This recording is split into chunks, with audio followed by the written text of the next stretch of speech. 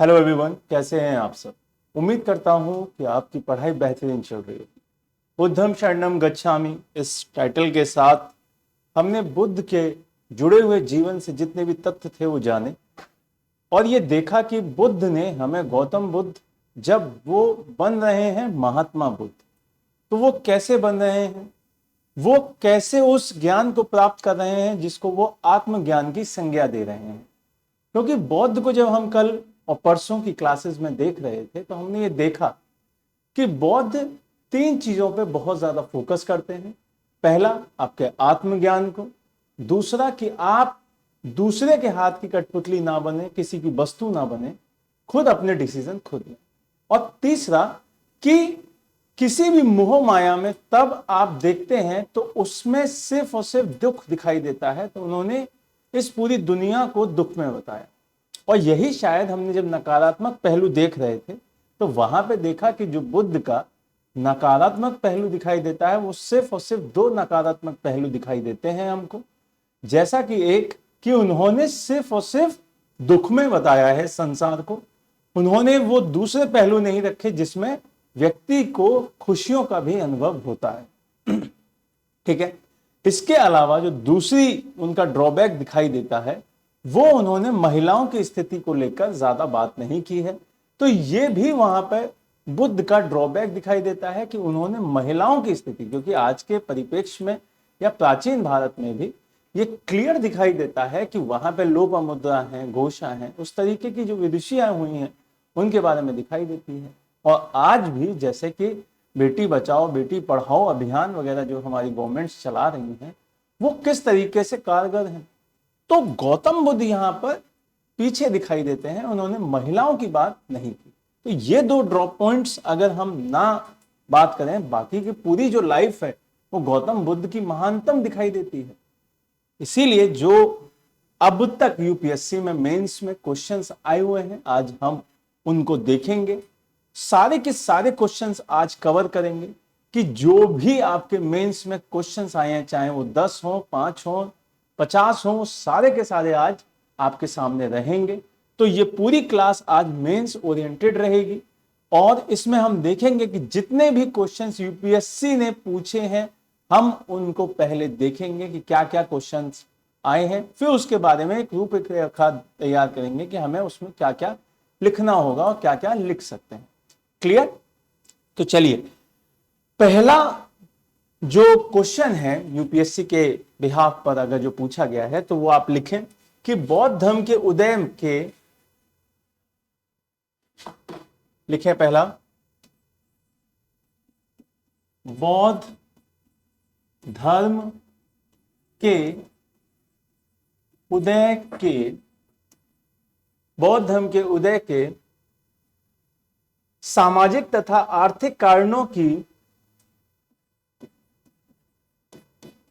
ये पूरी की पूरी जो लैंग्वेज है वो यूपीएससी के ही पेपर की है। इसमें 1984 का ये क्वेश्चन है और यही क्वेश्चन वो फिर से रिपीट करेगा, क्योंकि मैंने आपको बताया कि हम सारे क्वेश्चन देखेंगे आज। बुद्ध से और जैन धर्म से जितने भी क्वेश्चंस आए हैं वो सारे के सारे आज हम देखेंगे और उस पर फिर बात करेंगे। सामाजिक तथा आर्थिक कारणों की विवेचना कीजिए तथा आर्थिक कारणों की विवेचना करें। वह किस सीमा तक औपनिवेशिक विचारों से प्रभावित था? वह किस सीमा तक औपनिवेशिक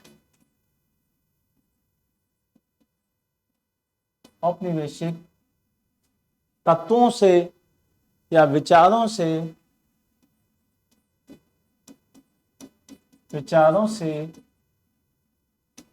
प्रभावित था?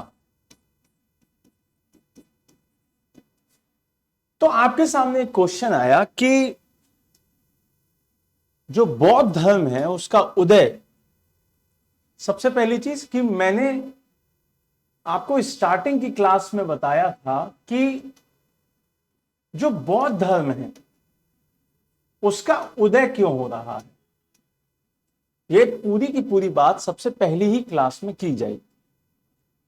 क्वेश्चन आपके सामने क्लियर दिखाई देता है कि बौद्ध जो धर्म है उसका उदय उस सामाजिक तथा आर्थिक कारणों की विवेचना जो वहां पे सोशल सर्कमस्टेंसेस बन रहे हैं उनके हिसाब से क्लियर दिखाई देता है कि गौतम बुद्ध जो कि क्षत्रिय वंश से आते हैं वो सीधे सीधे अपने ही समाज के बंधनों को तोड़कर उन कुरीतियों को छोड़कर जो कि वहां के समाज में दिखाई देती हैं एक नया धर्म स्टार्ट कर रहे हैं जिसका नाम हो जाएगा बौद्ध।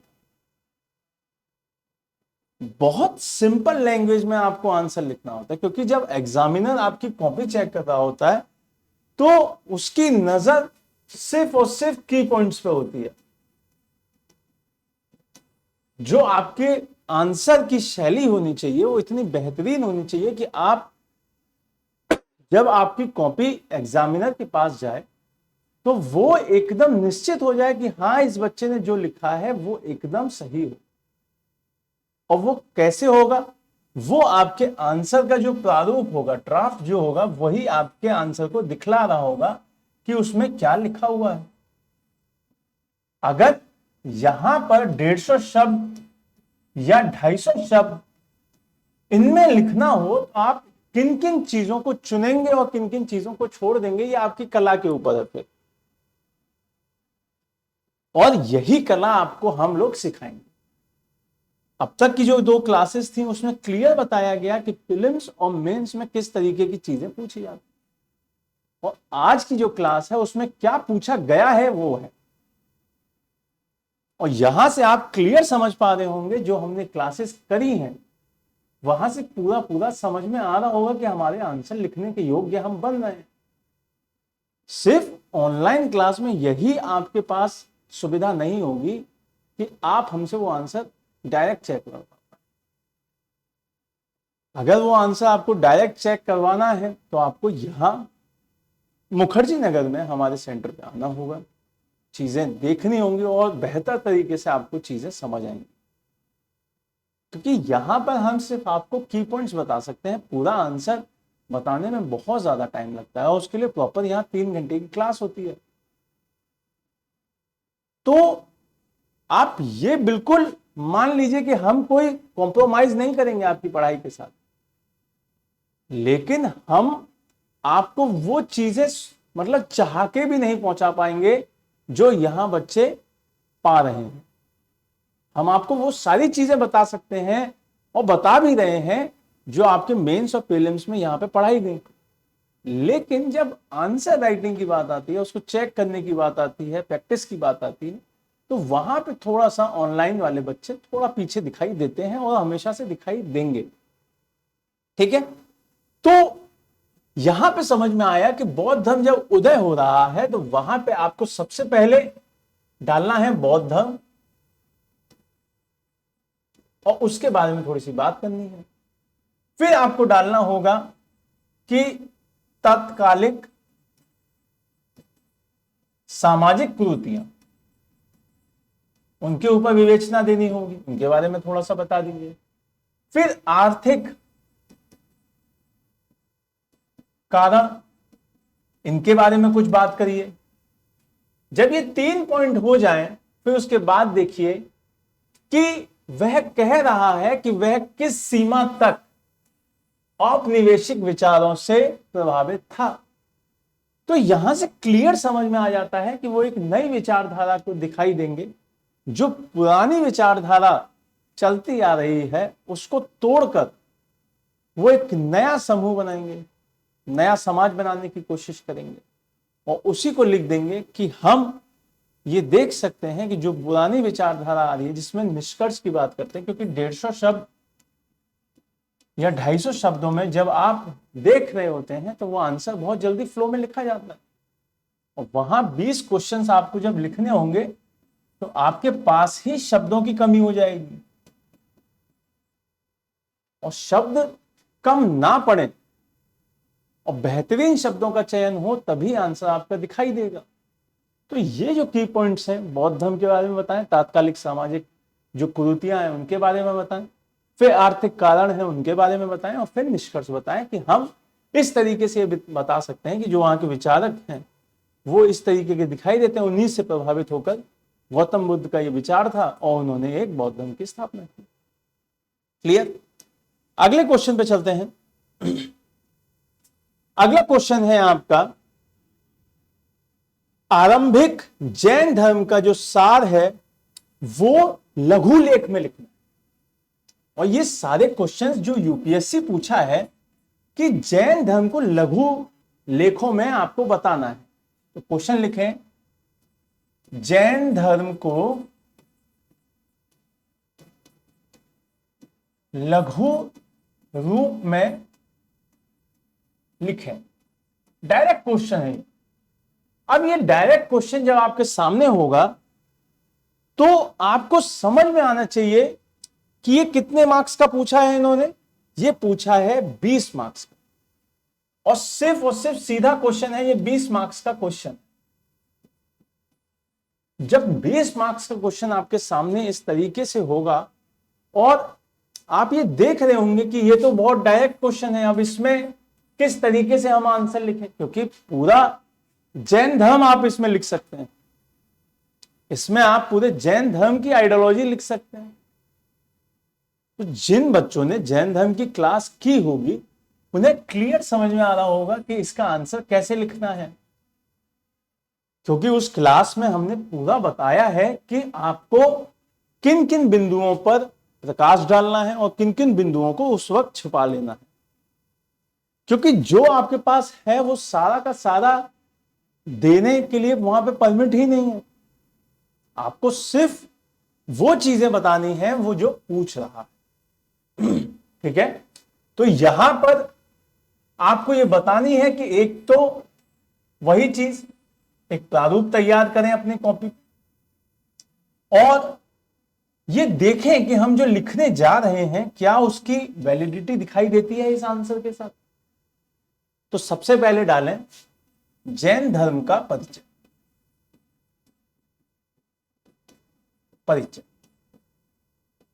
और इसमें सीधे सीधे डालें कि जैन धर्म, जो जैन शब्द है वही संस्कृत वर्ड एक दिखाई देता है जिन, उससे लिया गया है। उसके बारे में आप इलैबोरेट करें कि जैन धर्म क्या है, उसकी क्या सोच है। वो लिखने के बाद फिर यहां पे डालें जैन धर्म में तीर्थंकर का महत्व, तीर्थंकरों का महत्व। इस लाइन को लिखने के बाद आप अपनी पकड़ में ले चुके होंगे आंसर। क्यों? क्योंकि यहां से आप उन 5 तीर्थंकरों को, जो कि मैं आपको बताया था, पहला, दूसरा, फिर आपका 22, 23 और 24, इन 5 के बारे में बताएं, हल्का हल्का उनके नाम बताएं। उनके नाम बताने के बाद आप अगला एक हेडलाइन डालें कि 23वें और 24वें तीर्थंकर जो आपके हुए हैं कौन? पार्श्वनाथ और आपके महावीर स्वामी। इन दोनों का योगदान लिखें, क्योंकि सीधे सीधे दिखाई देता है कि पार्श्वनाथ और महावीर स्वामी के योगदानों की वजह से ही क्या हो जाता है, जैन धर्म एक धर्म के रूप में स्थापित हो जाता है। अब वो कैसे होगा? क्योंकि हमें अपनी क्लास फिर से रिवाइज करनी होगी और दिमाग में लाना होगा कि हमने एक चीज पढ़ी थी, अणुव्रत। अब ये अणुव्रत क्या थे? अब ये अणुव्रत देखने के लिए, रिवाइज करने के लिए हमें अपनी जैन धर्म की क्लास देखनी होगी, जिसका लिंक आपके डिस्क्रिप्शन में मिल जाएगा। उस क्लास को देखने के बाद आपको जब ये पता चल जाएंगे 4 अणुव्रत हैं और इन अणुव्रतों को जैन धर्म के लोग अपना रहे हैं और उसके बाद जब 24वें तीर्थंकर आएंगे श्री महावीर स्वामी जी, वो एक 5वां अणुव्रत और देंगे, फिर हो जाएंगे ये 5, और इसी को कहा जाएगा महाअणुव्रत। और इस महाअणुव्रत के बारे में आप यहां लिख सकते हैं अगली लाइन में, अगले पॉइंट में महाअणुव्रत की उपयोगिता जैन धर्म में यह बतला सकते हैं। और फिर निष्कर्ष बता के आप ये सीधे एंड कर सकते हैं आंसर कि जैन धर्म में इन बातों को ध्यान रखा गया है। इन 3 रत्नों के बारे में बता सकते हैं, सम्यक ज्ञान, सम्यक दृष्टि, इन सब के बारे में बता सकते हैं। देखो, इन बातों को जब आप लिख चुके होंगे और निष्कर्ष में जब बता रहे होंगे कि इन बातों की वजह से जो जैन धर्म है वो प्राचीन भारत के जितने भी धर्म चलते आ रहे थे उनसे आगे निकलता हुआ दिखाई देता है, और कई लोगों को अपने आइडियोलॉजी पर काम करने के लिए विवश कर देता है। कुछ ना कुछ चीजें दिखाई नहीं होंगी ऐसी। तो ये पॉइंट्स हैं आपके, क्लियर।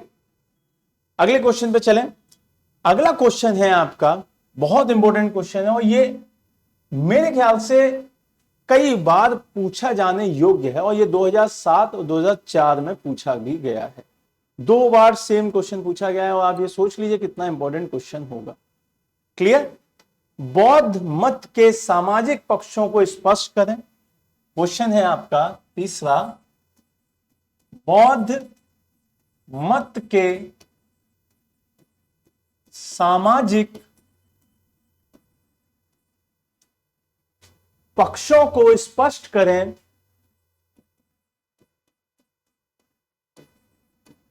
को स्पष्ट करें और भारत में उसकी अवनति के कारण बताएं। और भारत में उसकी अवनति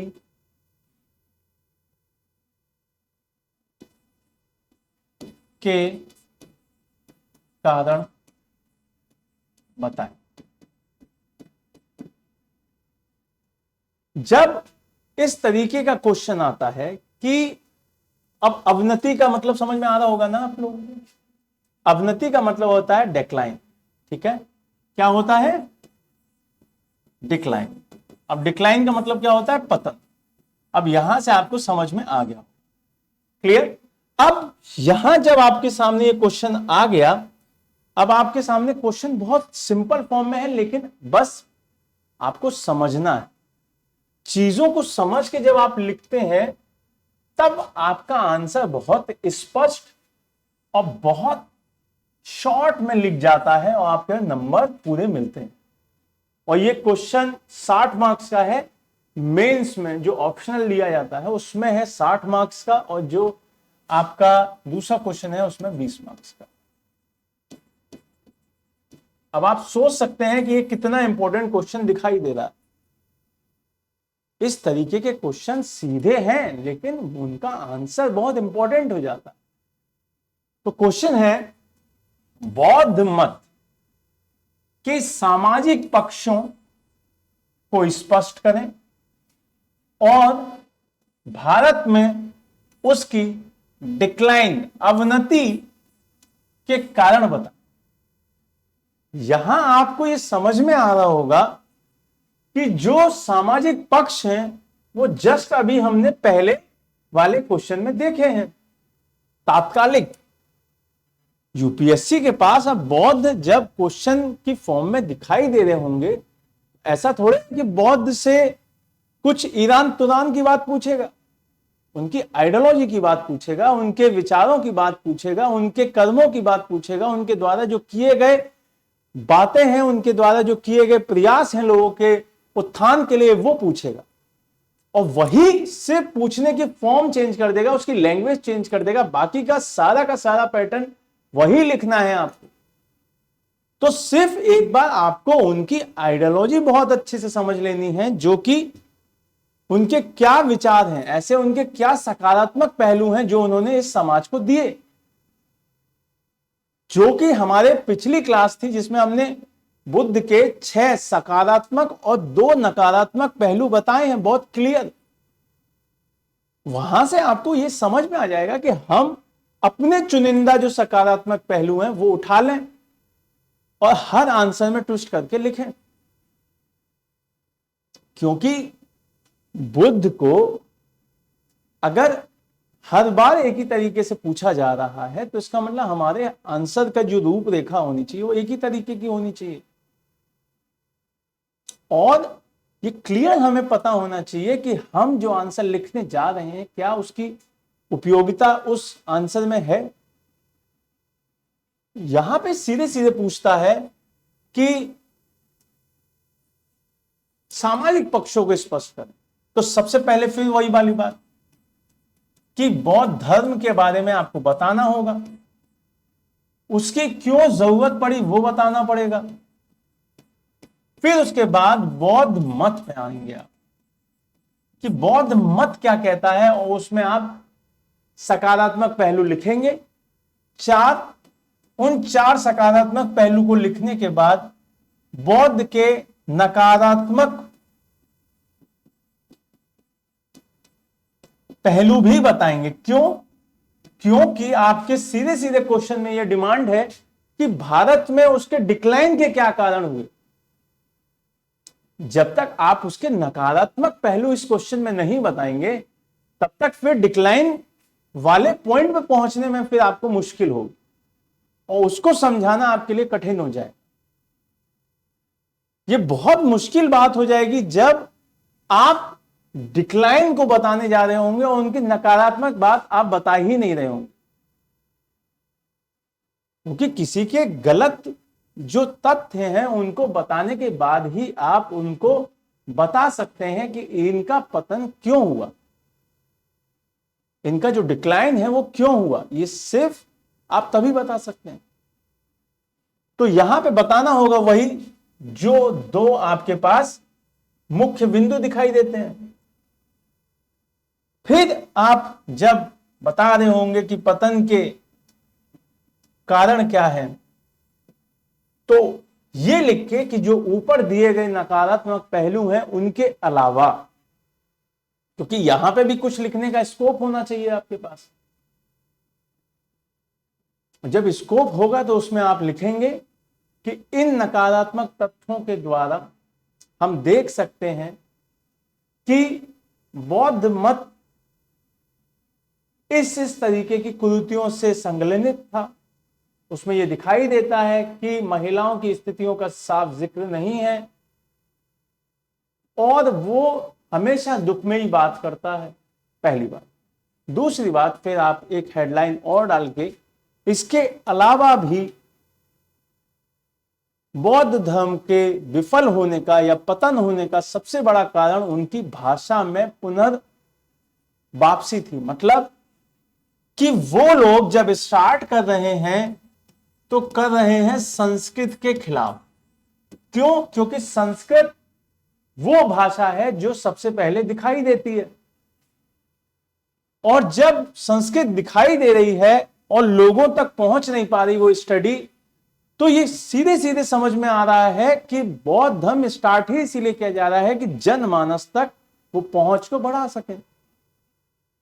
जब जनमानस तक पहुंच को बढ़ाएंगे उसी के बाद लोगों में एक जागरूकता आएगी, और जागरूकता लाने के लिए वो एक भाषा यूज कर रहे होंगे, पाली। और पाली का ही यूज करते करते उन्होंने 3 किताबें लिखी जो कि आपके क्या है, त्रिपिटक के रूप में दिखाई देती हैं, जिसे विनय पिटक, सुक्त पिटक और अभिधम्म पिटक कह रहे हैं। ये सारी की सारी जो किताबें वहां की मेन किताबें मानी जा रही हैं वो सारी किसमें है, पाली में दिखाई देती हैं। लेकिन इनके बाद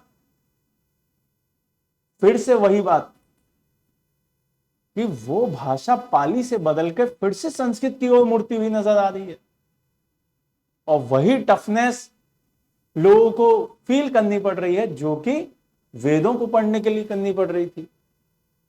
कई ऐसी किताबें दिखाई देने लग जाएंगी जो बौद्ध धर्म से रिलेट करती हैं, लेकिन वो पूरी की पूरी संस्कृत में है। और इसी वजह से लोग फिर से वही सनातन धर्म की ओर लौटने लगेंगे। एक और बहुत मुख्य कारण यह भी दिखाई देता है, क्योंकि 8वीं शताब्दी में एक शानदार व्यक्ति का उदय होगा जिसको कह रहे होंगे शंकराचार्य। और शंकराचार्य ने फिर से सनातन धर्म के लिए, उत्थान के लिए, उसके लिए क्या किए, बहुत सारे कार्य किए। जब हम उनको पढ़ रहे होंगे तो वो सामने आएगा आपके। क्लियर? तो ये आंसर लिखने के बाद आप सीधे ये पॉइंट डालें कि पतन के क्या कारण थे, उनको बताएं, और ये हमें क्लियर हो जाना चाहिए कि हम जो आंसर लिख रहे हैं वो किस तरीके से लिख रहे हैं। क्लियर? अगले क्वेश्चन पे चलते हैं। अगला क्वेश्चन है आपका, महात्मा बुद्ध की शिक्षाएं एक बड़ी सीमा तक वर्तमान समाज की समस्याओं को समझने तथा उनके निराकरण में सहायक हो सकती हैं। क्वेश्चन देखिए कितना प्यारा क्वेश्चन है, और इस पे हमने कल लिखा भी है, लेकिन मैं आपके सामने ये लिखवा देता हूं। 2014 का क्वेश्चन है, ठीक है। महात्मा बुद्ध की, महात्मा बुद्ध की शिक्षाएं, महात्मा बुद्ध की शिक्षाएं एक बड़ी सीमा तक, एक बड़ी सीमा तक वर्तमान समाज की समस्याओं को, वर्तमान समाज की समस्याओं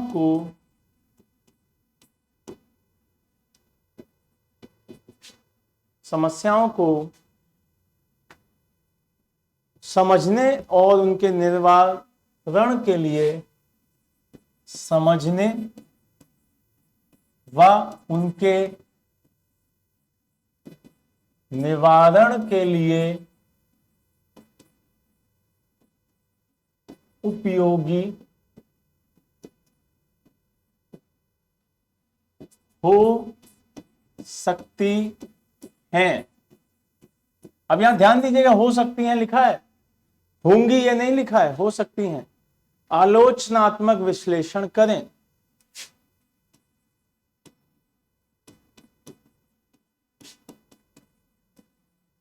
आलोचनात्मक विश्लेषण करें। क्वेश्चन देखिए और फिर समझते हैं इस क्वेश्चन को बहुत अच्छे से। अब यहां से आपको समझ में आ रहा होगा कि क्वेश्चन किस फॉर्म में पूछे जाते हैं। 2014 का क्वेश्चन है। क्वेश्चन क्या कह रहा है कि महात्मा बुद्ध, अपने की पॉइंट्स हमेशा गोले बना लीजिए उन पे, और उनको एक साइड में लिख लीजिए कि भाई हमें इन पे बात करनी है और इन्हीं के ऊपर अपना आंसर लिखना है।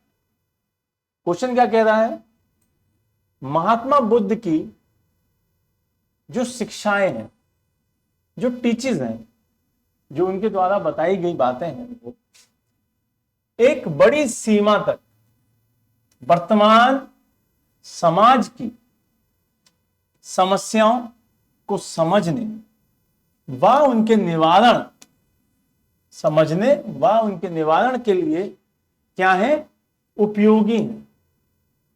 आलोचनात्मक विश्लेषण करना। आलोचनात्मक मतलब उनकी बातों को यह दिखाना है कि ये सही है या नहीं। ये नहीं कि बिल्कुल ही मना कर दीजिए, आलोचना करनी है उसमें कि यार ये सही भी हो सकती है, नहीं भी हो सकती।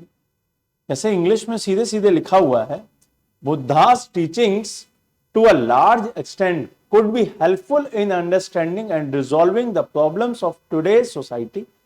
Analysis, ठीक है, एनालाइज करना है क्रिटिकली। क्लियर? कुछ पॉइंट्स बनाइए, फिर उसके बाद देखते हैं। मतलब मान लीजिए ठीक है, तो यहां से हम क्या देख सकते हैं, एक तो उनकी टीचर्स पे अपना फॉर्मेट बनाए, क्योंकि ये हमेशा याद रखिएगा एक बार में एक ही क्वेश्चन आएगा यूपीएससी में। ठीक है, तो हम जो फॉर्मेट लेके चल रहे हैं जिस हिसाब से, वही रखना है कि हमें सबसे पहले बौद्ध धर्म की आइडियोलॉजी बतानी है। किसकी? जो हमारे बुद्ध हैं, बुद्ध की जो विचारधारा है वो बतानी होगी। विचारधारा के बाद बुद्ध की शिक्षाएं बतानी होंगी, बुद्ध की शिक्षाएं जो उन्होंने दी उनके बारे में बात करनी होगी। फिर अगला लाइन डालनी होगी, वर्तमान में स्थितियां क्या हैं, उनकी तुलना करनी होगी उस टाइम पीरियड से जब उनके टाइम पीरियड में वो दिखाई दे रही। पहली चीज है ना, अगर तुलना नहीं हो पा रही है इसका मतलब ये आलोचनात्मक बात है। अगर वही सेम कंडीशंस यहां पे जनरेट हो सकती हैं तो ठीक है और उसका सॉल्यूशन है। लेकिन अगर वही सेम चीज नहीं हो पा रही है और उनका सॉल्यूशन वो बता रहे हैं, तो ये बिल्कुल सही बात तो दिखाई नहीं देती। ये हमें चीजें अपने आंसर में दिखानी होंगी। जैसा कि दिखाता हूं, ये क्वेश्चन हमने लिखा था यहां पर, ये क्वेश्चन था, देखो, महात्मा बुद्ध के नैतिक विचार वर्तमान में भी प्रासंगिक हैं। ये पॉजिटिव पॉइंट्स में शो करना था। क्या था? वर्तमान में भी प्रासंगिक है। और वहां क्वेश्चन क्या है आपका?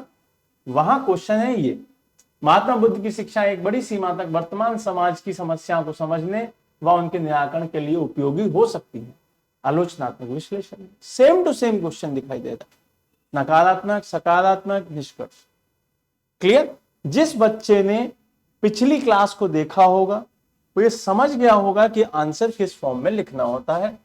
संदर्भ बताना है, किस संदर्भ में बात हो रही है, जीवन वृत्तांत बताना होता है, फिर उनके सकारात्मक पहलू बताने थे, फिर नकारात्मक पहलू दिखाने थे। जैसे सकारात्मक मैं आपको बता देता हूं फिर से।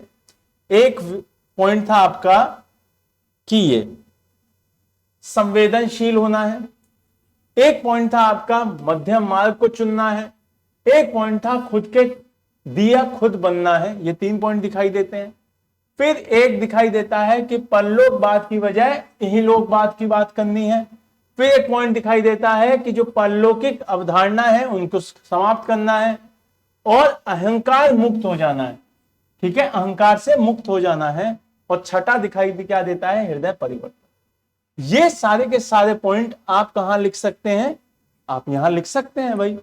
सकारात्मक जो पहलू दिखाई देते हैं और वर्तमान में उनको लिख सकते हैं कि वर्तमान में लोग को टाइम देना चाहिए। जो सजा वगैरह दी जाती है, बहुत हार्ड पनिशमेंट दी जाती है, वो ना देके उनको हृदय परिवर्तन की बात करनी चाहिए, उनकी चीजों को समझाना चाहिए। जैसे जुवेनाइल केसेस होते हैं, जैसे जुवेनाइल केस में क्या होता है कि बच्चों को हरास पनिशमेंट नहीं मिलता है, उनको क्या होता है कि उनको पढ़ाया जाता है, उनको चेंज किया जाता है, उनकी आइडियोलॉजी चेंज की जाती है, उनके दिमाग में ये डाला जाता है जो आप कर रहे हैं वो सही नहीं है, वो चीजें सही नहीं है। क्लियर? तो ये चीज हमेशा याद रखनी है। फिर उसके बाद ये सब कुछ बताने के बाद आप सीधे सीधे वही निष्कर्ष निकालेंगे जो उस क्वेश्चन में निकाला गया और उस पर बात की जाएगी। फिर ये निष्कर्ष निकालने के बाद प्रत्येक विचारक की तरह बुद्ध भी कुछ बिंदुओं पर आकर्षित करते हैं। ये निष्कर्ष एकदम ये मान लीजिए कि फंडामेंटल निष्कर्ष लिख लीजिए। इसको क्या लिख लीजिए? फंडामेंटल निष्कर्ष। यही रूपरेखा, यही लैंग्वेज आपको हमेशा लिखनी है बौद्ध का जब भी क्वेश्चन आएगा, क्योंकि बुद्ध से एक ही क्वेश्चन आना है। और बुद्ध से जो क्वेश्चन आ रहा है, जितना अभी तक हमने 4 क्वेश्चन देखे और ये पिछले 2 क्वेश्चन से 6 क्वेश्चन जो मिला के हुए मेंस के, उसमें क्लियर हमें समझ में आता है कि वही सेम आइडियोलॉजी के ऊपर क्वेश्चन पूछे जा रहे हैं। अब वो आइडियोलॉजी क्या है? वो आइडियोलॉजी आपके सामने है कि बुद्ध की जो टीचिंग्स हैं क्या वो आज के टाइम में काम करती हैं, कारगर हैं? ये बात उनसे हो रही है और उसका निष्कर्ष ये दिखाई देता है। वो निष्कर्ष क्या दिखाई देता है कि सभी व्यक्तियों की कुछ ना कुछ अच्छी चीजें होती हैं, कुछ ना कुछ उनके खराब पहलू होते हैं। जो अच्छी चीजें होती हैं वो हमें अपना लेनी चाहिए, जो खराब चीजें होती हैं वो हमें छोड़ देनी चाहिए। मजा आ जाएगा जिंदगी में। बुद्ध बहुत इंटरेस्टिंग व्यक्ति हैं। अब इंटरेस्टिंग कैसे हैं? इंटरेस्टिंग ऐसे व्यक्ति हैं क्योंकि वो 29 साल तक घर से नहीं निकले। आज 19 साल का बच्चा यूपीएससी की तैयारी करने के लिए मुखर्जी नगर में आ जाता है। सबसे बड़ी परेशानी ये है कि आप बहुत ज्यादा कॉन्शियस हैं आज के लोग। जिस आत्मज्ञान को बुद्ध बताने की कोशिश उस वक्त कर रहे हैं, उस आत्मज्ञान का यहां पे बोध बच्चे को आज के टाइम में दिखाई देता है। अब मैं ये बिल्कुल नहीं कहूंगा कि मतलब जो बौद्ध धर्म के अनुयायी हैं वो फतवा जारी कर देंगे मेरे लिए। फिर बात यहां है कि आज के परिप्रेक्ष्य में बहुत सारी चीजें बदल चुकी हैं, क्योंकि आज जैसा कि हम लोग देखते हैं मुखर्जी नगर में या कहीं पे भी, बच्चे बहुत छोटी सी ही उम्र से कॉन्शियस हैं। वो बड़े बड़े टीचर्स को आंसर देने की स्थिति में दिखाई देते हैं। इसीलिए आप देखेंगे कि उस परिप्रेक्ष्य में और आज के परिप्रेक्ष्य में तुलना करना बहुत मुश्किल दिखाई देता है, क्योंकि वो समय एकदम अलग दिखाई देता है और आज का समय बिल्कुल अलग दिखाई देता है। उस समय वो कार्य अगर किए जा रहे हैं तो उनका कुछ फायदा दिखाई देता है, उनका कुछ मोटिव दिखाई देता है, लेकिन अगर वही कार्य आज की डेट में किए जाएंगे तो वो असफल होते हुए दिखाई देंगे वो कार्य। क्लियर? तो ये बात हमेशा याद रखनी है कि किसी को भी, किसी भी व्यक्ति का, किसी भी विचारधारा का कोई भी अंधा अनुकरण नहीं करना चाहिए। ठीक है? तो अंधा अनुकरण करने से हमेशा बचना चाहिए। अगर मैं भी आपको कुछ पढ़ा रहा हूं तो सिर्फ ये नहीं है कि वैभव सर से पढ़ लिए तो बस हो गया, उसके बाद कुछ पढ़ना नहीं है। आप अच्छे अच्छे और टीचर्स जो मुझसे भी ज्ञानी हैं उनकी भी वीडियो देखें। हो सकता है कि मैं जो चीजें ना बता पाऊं कभी, वो आपको उनकी वीडियो से 1-2 मिनट में ही समझ में आ जाए। मैं बिल्कुल भी नहीं कह रहा हूं कि आप मेरी वीडियोस को देखने के बाद किसी और को देखें ही नहीं। बिल्कुल आपको रिकमेंड करूंगा कि बहुत सारे टीचर्स ऐसे हैं जिनको आप देख सकते हैं, जैसे अखिल सर हैं, मणिकांत सर हैं, कौशिक सर हैं। इनकी वीडियोस आप बहुत इजीली देख सकते हैं और यूट्यूब पे मिल जाती हैं। उनसे भी आप सीख सकते हैं। जो चीजें मैं शायद ना बता पाऊं वो बहुत इजीली आपको समझा देंगे, क्योंकि हर व्यक्ति एक चरणबद्ध तरीके से सीखता है। बस एक अंतर कहां आता है कि अगर कुछ पॉइंट्स अगर किसी के आंसर में रह जाए, क्योंकि एक कल मैंने स्टेटमेंट पढ़ा था, कल ही यही मुखर्जी नगर में एक स्टेटमेंट पढ़ा कि तुलना करें, तुलना करें, फिर उसके बाद डैश था, क्योंकि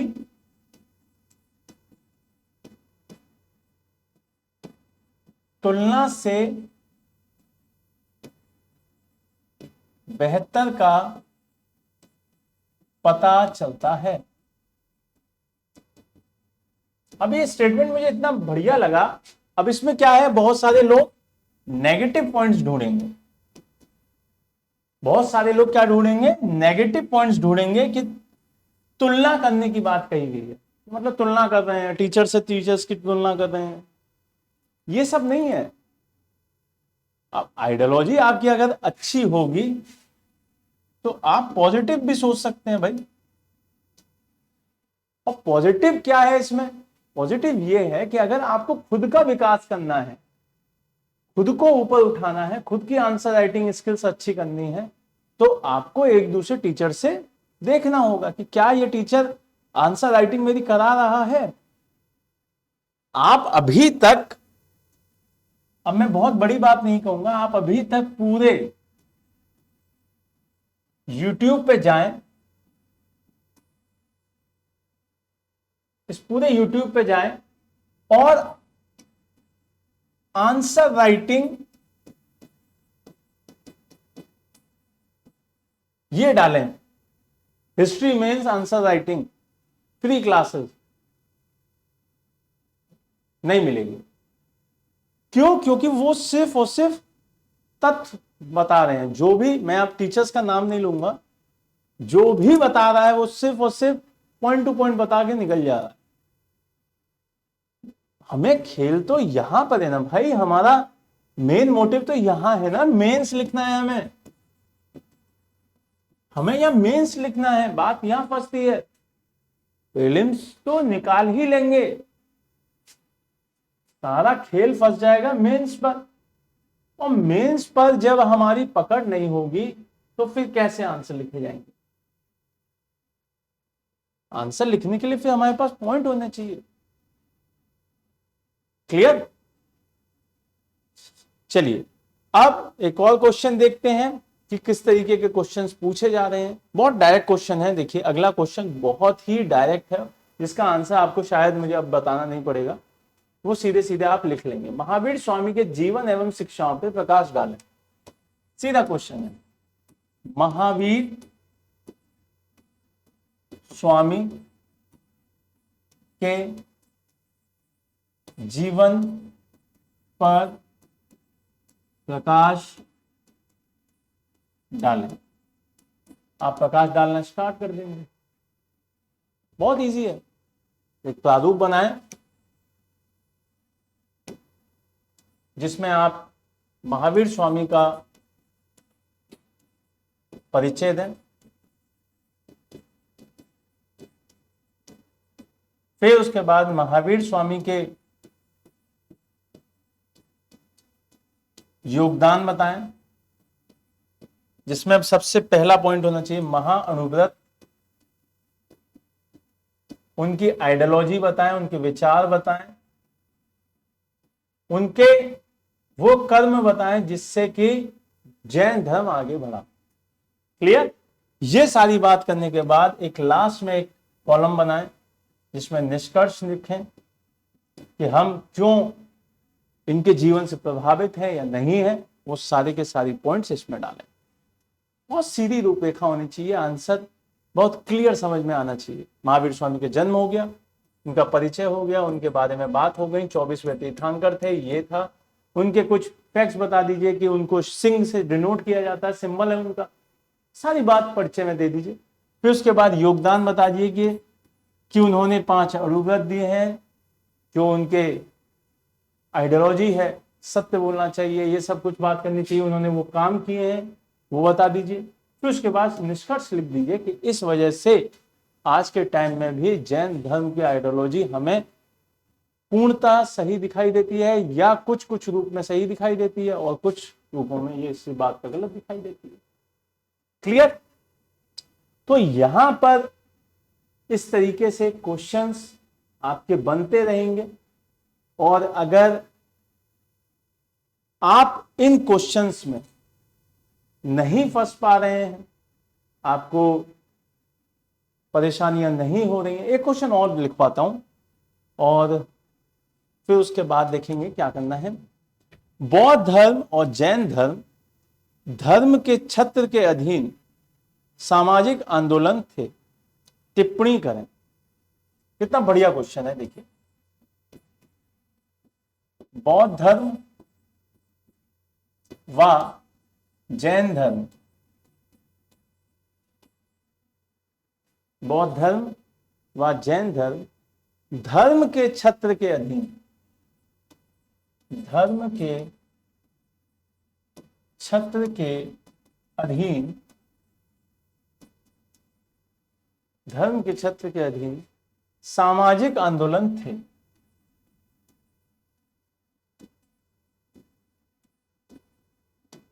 सामाजिक आंदोलन थे।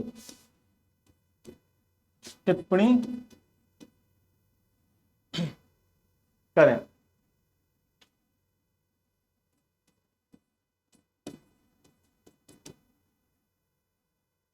ठीक है, अब आप क्या करने लगेंगे, टिप्पणी करने लगेंगे, टिप्पणी करने लगेंगे, है ना। यहां पे क्या टिप्पणी करेंगे, बाहिर में ये रखते हैं। और जब आपके पास पॉइंट्स होंगे, जैसा कि हम अभी तक क्वेश्चंस लगाए हैं, तो आपके पास काफी पॉइंट्स हो गए होंगे, आपके पास वो सारी की सारी सुविधा हो चुकी होगी मुहैया, जिससे कि आप इस आंसर को लिखने में एकदम कंफर्टेबल होंगे। तो चलिए देखते हैं इस आंसर को किस तरीके से लिखा जा सकता है। एक कॉलम बनाएं और इसमें अपने पॉइंट्स लिखना स्टार्ट करेंगे। सबसे पहले बौद्ध धर्म और जैन धर्म, इन दोनों के बारे में बताएंगे, इनकी विचारधारा के बारे में। बौद्ध धर्म की विचारधारा और जैन धर्म की विचारधारा। ठीक है, फिर ये बताएंगे कि ये दोनों ही किस वर्ग से आते हैं, क्षत्रिय वर्ग से आते हैं। फिर भी इन्होंने क्या किया है, समाज के उत्थान की बात की है। ठीक है, ना कि किसी धर्म की जो संस्था है उसको बढ़ाने की बात। ये सब कुछ नहीं किया इन्होंने, क्या किया है, समाज को, समाज की परेशानियां, समाज की कुरीतियां, इनको समाप्त करने की बात। इसीलिए दिखाई देता है कि ये एक सामाजिक आंदोलन के रूप में दिखाई दे रहे हैं। समाज के जो निचले वर्ग के लोग हैं, जो परेशान व्यक्ति हैं, उनके लिए काम किए जाएंगे। और जब उनके लिए काम किए जाएंगे तो पूर्णतः ये साफ साफ दिखाई दे रहा होगा कि धर्म के आंदोलन नहीं है, ये किसके आंदोलन है, ये समाज के आंदोलन। क्लियर। तो इस तरीके से आप बता देंगे कि समाज के लिए इन्होंने ये काम किए हैं। आप बाद में दिखाई दे रहे होंगी, दो फॉर्म्स, दो बॉडी दिखाई दे रही होंगी, चैत्य विहार, जो फैला रहे हैं, जो रह रहे हैं, इस तरीके से। यहां पे ये पॉइंट दिखाई नहीं देता, लेकिन चैत्य की बात कर सकते हैं, वहां पे टीचर्स फैलाने के लिए लोग घूम रहे हैं। क्लियर। इस तरीके से आप क्वेश्चंस को देखे होंगे, काफी इंपॉर्टेंट क्वेश्चंस थे, पिछले वर्षों में आए हुए क्वेश्चंस थे, और उम्मीद है कि यहां से क्वेश्चंस आपके रेगुलर पूछते रहेंगे यूपीएससी वाले। फॉर्म वही रखनी है, बस इतना याद रखिएगा कि फॉर्म अगर आपकी बदली तो परेशानी होगी आपको।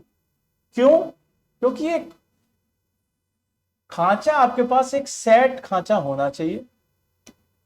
जो आपका खांचा होता है वो एक सेट होना चाहिए, पता होना चाहिए कि हमें किस तरीके से लिखना है।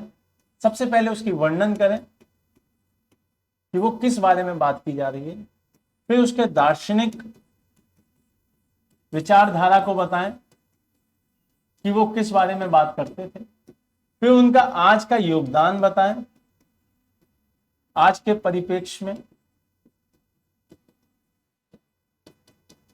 योगदान बताएं, और फिर ये बताएं कि निष्कर्ष क्या निकलता है, क्या वो फुलफिल करता है, क्या वो बातें फुलफिल करती हैं। 4 पॉइंट्स में आप आंसर खींचने के, अगर समाप्त करने की स्थिति में आ जाएं, ये आंसर बहुत अच्छा है। और ज्यादा से ज्यादा 1 पॉइंट और ले सकते हैं आप इसमें, कहीं बीच में